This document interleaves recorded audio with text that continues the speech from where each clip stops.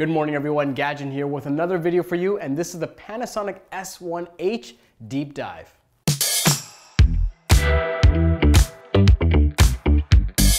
Welcome back everyone, and if you haven't already, subscribe to the channel and turn on notifications so you know when a new video comes out. We have a ton of cool content planned for the upcoming weeks. Now let's get into this Panasonic camera. When I got my hands on it for the first time last month for a little over 12 hours, it's safe to say that I was left wanting more. This thing is really impressive. I called up Panasonic and asked them, can you give me more time? Now, I didn't have the resources to plan a film production to shoot with this thing, but I did have a few shoots that I could bring this along to capture a lot of B-roll. And while this isn't a comprehensive review, there's a ton of creators out there that have already done that. This is more of my impressions around this camera and who would really appreciate a product like this. Picking up this camera again, I was immediately reminded by its footprint, size, and heft. This thing has all the curves. But if you're a filmmaker, someone that's actually producing a lot of productions, this is something that you'll actually value. All this real estate gives you plenty to hold on to, but arguably, this is gonna be sitting on a tripod, shoulder mount, or a gimbal, to be honest. But when you're there and you have this thing stabilized, having easy access to buttons and ports is something that you would value as a filmmaker.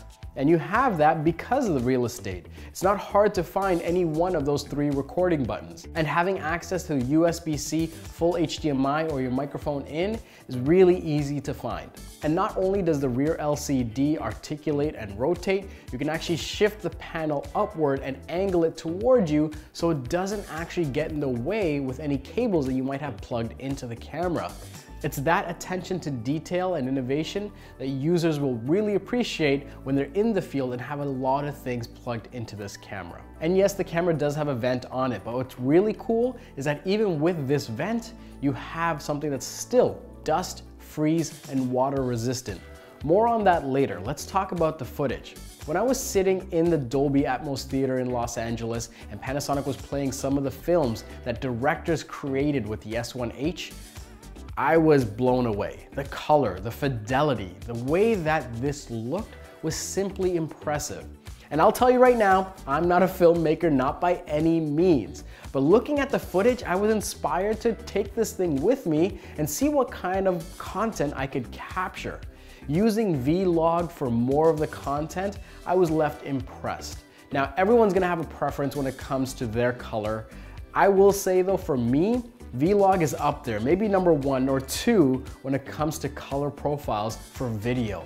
The way I could pull out the colors that I wanted to from this gamut was actually really impressive. And on that note, you have a ton of options when it comes to recording. You can go 6K 24 frames per second in 3:2 aspect ratio. You can go 5.9K at a higher frame rate in a different ratio. And again, there's a ton more options, but if you're in the filmmaking world, you appreciate that granularity, and that complexity isn't intimidating to you. As I use the camera more and more, it became clearer. It's something that I echoed in the previous video and something that people are talking about online. This mirrorless camera, the Panasonic S1H, was designed for filmmakers. If you're a hybrid shooter or even a wedding filmmaker, this is not the camera for you. This is really designed for those VariCam operators or those of you that are just getting started and looking to self-start your indie film. It's a solution that is designed with a specific purpose in mind, to empower users to create films that are meant for the big screen. Is it gonna replace those high-end cinema solutions? No. But we do have something now that really does offer a great B solution or can substitute in certain environments and comparatively speaking at a much smaller size than some of these high-end solutions. And listen, I don't want to make this a Panasonic S1H gush fest. I was left impressed, but here's the thing, at the end of the day, it just serves a specific audience. Yes, the camera has autofocus, but it isn't great. It doesn't compete with any of the top mirrorless autofocus systems on the market. But if you're a filmmaker, it doesn't matter because you're often pulling focus manually. And yes, the menu system is cumbersome. That balance between resolution, bitrate, and color is like solving a Sudoku puzzle.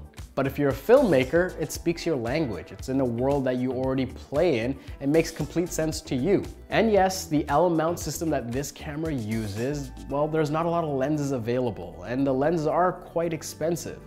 But if you're a filmmaker, you're comfortable adapting lenses and even using cine lenses. And I gotta say, this video could just be called, "But if you're a filmmaker." This thing is designed for those of you that are looking to tell short films, fiction, nonfiction, whatever it may be. It's not designed for anyone else. It's not trying to tick any boxes that it doesn't have to. It's a purpose-driven camera that delivers on what it's good at and doesn't try to pretend what it's not. While it is expensive, it's quite inexpensive to some of the cinema solutions on the market. So if you're looking to jumpstart your career as a filmmaker and you have a $10,000 solution that you're looking to kit out, well, you have something here that was purpose-built for filmmakers. When it comes to the future-proofing of the color science, when it comes to the multitude of options you have available to you, when it comes to the promise of future firmware updates, when it comes to the battery life, which is also really impressive, when it comes to how it's built and how it's made, this is something that is really enticing for filmmakers. What highlights this even further is that when I was sitting in that Dolby Atmos theater in Los Angeles, I put my hand up and I asked them a simple question. With a vent on the back, how are you guys able to keep this thing dust, freeze, and water resistant? And while I eventually got a technical answer, the short answer was that it was one of their priorities. And in that statement, it quite beautifully summarizes the Panasonic S1H. They've gone ahead and designed a set of priorities for them. Heck, they even told us that when they were testing this thing and designing this thing, they designed it for the highest standard in cinema, that Dolby Atmos cinematic experience. They looked at that screen and worked backwards to reverse engineer a product that could create footage that would look fantastic on the best display on the planet. Is Panasonic gonna sell gangbusters of this camera? Heck no. But I will say, if you're an aspiring filmmaker, you have to try this thing out. You have to give it a test drive.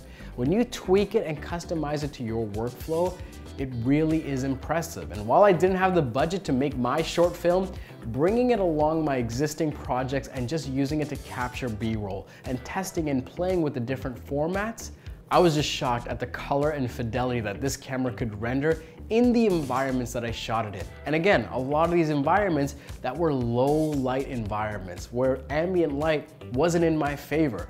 Having that dual base ISO system really lends itself well to run and gun filmmakers. And as I recorded more footage, imported it, played around with it, tried grading it in different ways, it was clear to me what Panasonic had set out to do. In my opinion, Panasonic has set out to further democratize filmmaking.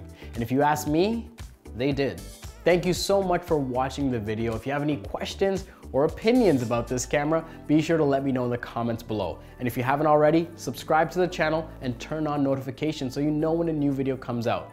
My name's Gadgen, this has been Henry's Deep Dive, and I'll see you next time.